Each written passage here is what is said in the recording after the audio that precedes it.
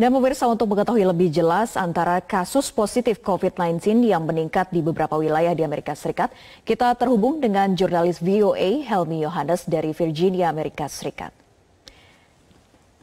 Mas Helmi, di mana saja sebetulnya konsentrasi peningkatan kasus COVID-19 di Amerika Serikat saat ini?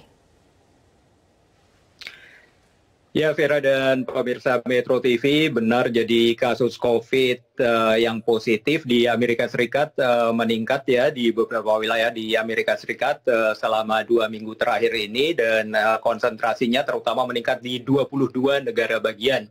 Dan dari antara 22 negara bagian itu ada 3 negara bagian yang penduduknya cukup besar, yaitu di Arizona, di Florida, dan juga di Texas.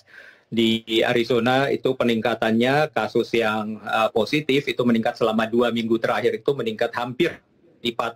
Sementara kalau di Texas itu meningkatnya angkanya 53%, dan kalau di Florida angkanya 67% ya, meningkat selama 2 pekan terakhir.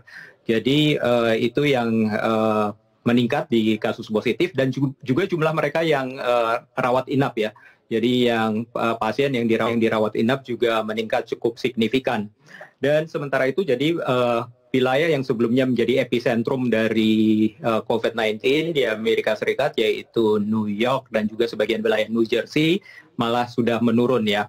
Jadi hal ini memang memprihatinkan para pakar kesehatan, dan karena pada saat ini hingga hari minggu ini di Amerika Serikat, masih hari Minggu, sudah tercatat ada 115.000 warga yang meninggal dunia akibat COVID-19.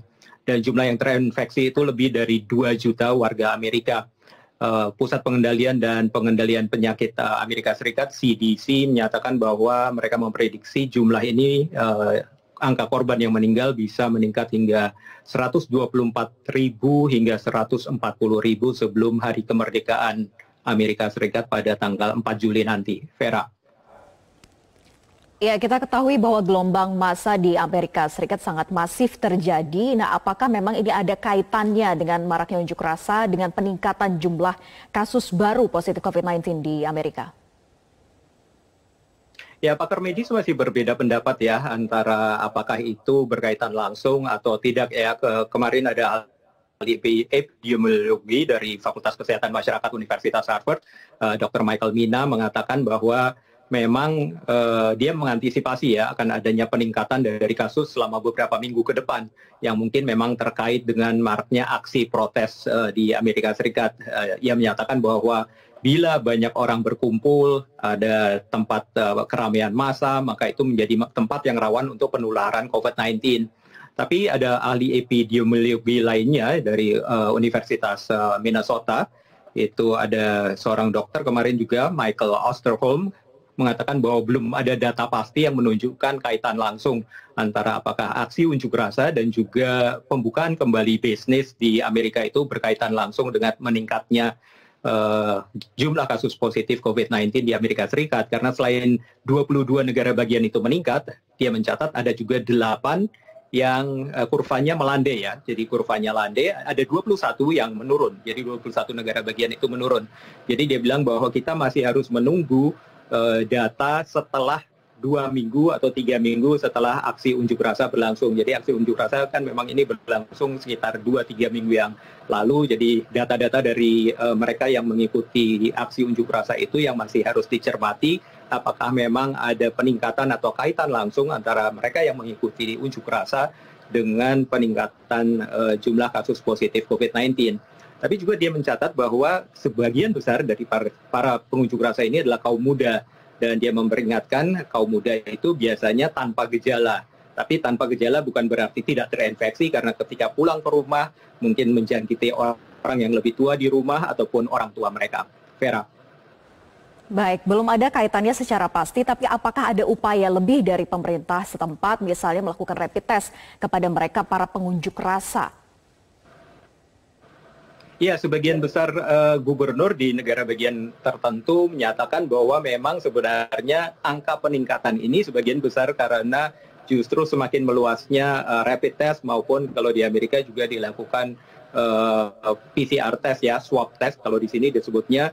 Ya, sehingga dengan semakin banyak orang itu dites, semakin banyak juga ketahuan mereka yang positif ya. Tapi di pihak lain pemerintah Amerika terus mengupayakan riset untuk mendapatkan vaksin dan pemerintahan Trump menargetkan sebelum akhir tahun vaksin untuk virus corona ini sudah bisa didapatkan dan didistribusikan. Jadi paling lambat pada awal tahun depan, tahun 2021, Presiden Trump menargetkan bahwa Amerika sudah bisa memproduksi massal vaksin virus corona dan bekerja sama juga dengan pihak militer untuk melakukan logistik untuk pendistribusiannya ke rumah-rumah sakit dan juga ke pasien-pasien yang memerlukan. Setidaknya ada 3 laboratorium di Amerika Serikat yang sekarang sangat gencar melakukan riset untuk mendapatkan vaksin dan diperkirakan memang sebelum akhir tahun sudah bisa ditemukan, Vera. Baik, adakah tindakan tegas dari pemerintah setempat juga terkait dengan aksi demo yang boleh saja dilakukan asalkan protokol kesehatan betul-betul dipatuhi dengan baik? Ada tidak sanksi tegas yang memang diatur untuk ini? Itu agak sulit ya, Vera, karena pakar medis memperingatkan di mana orang berkerumun, di situ adalah tempat yang sangat rawan untuk penularan virus corona. Dan seperti kita lihat sendiri di gambar-gambar itu baik para pendemo, pengunjuk rasa maupun petugas keamanan itu sulit sekali melakukan protokol kesehatan, menjaga jarak, physical distancing ketika melakukan aksi unjuk rasa. Pakar kesehatan yang lain juga memperingatkan, apalagi pada saat demo itu biasanya orang melakukan yel-yel ya. Dan ketika melakukan yel-yel atau berteriak untuk melakukan aksi protes itu, maka ada percikan air liur yang dengan mudah bisa menularkan antara satu orang dengan orang yang lainnya. Jadi itu memang yang agak diprihatinkan dan memang sangat memprihatinkan banyak pakar medis dan mereka memperingatkan bahwa memang harus berhati-hati dan juga seperti yang Anda beritakan tadi sebelumnya di Amerika sudah dibuka baik bisnis, kegiatan ekonomi, kegiatan usaha terutama restoran. Jadi kalau di restoran memang protokol kesehatannya adalah sekarang boleh buka di beberapa negara bagian diberlakukan bahwa hanya 50% dari kapasitas tamu yang mereka boleh terima dan juga tempat duduk dijaga jarak. Tadi Anda sebutkan sebagai 6 feet, itu adalah 2 meter ya. Jadi antara meja dan meja itu harus diatur setidaknya sedikitnya 2 meter jaraknya. Vera. Baik, terima kasih Helmi Yohanes melaporkan langsung dari Virginia, Amerika Serikat.